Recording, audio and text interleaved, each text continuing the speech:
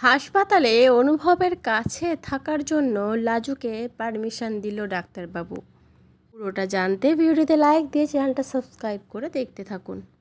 কোণে দেখা হলো সিরিয়ালের আগামী পর্বে আমরা দেখতে পাবো অনুভবের অপারেশনের পর কিছুক্ষণের জন্য জ্ঞান ফিরে আসে, কিন্তু যতক্ষণ তার জ্ঞান ফিরে আসে ততক্ষণই সে লাজু লাজু বলে ডেকে যায়।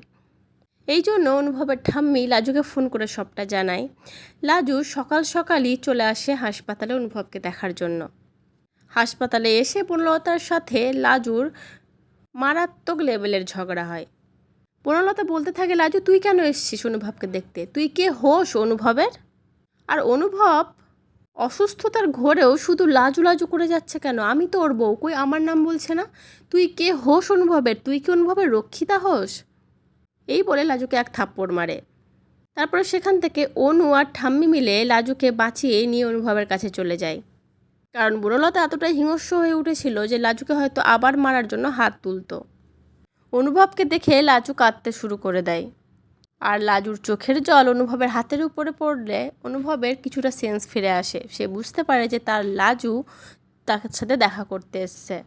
তখন ডাক্তারবাবু সেখানে আসলে লাজু বলে যে আমি কি দেখাশোনা করার জন্য রাত্রে এখানে থাকতে পারি এই লোকটার কেবিনে?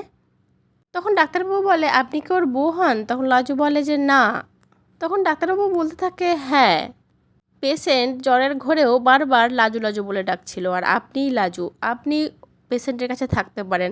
আপনি থাকলে পেশেন্ট মনে হয় আরও তাড়াতাড়ি ইমপ্রুভমেন্ট করবে।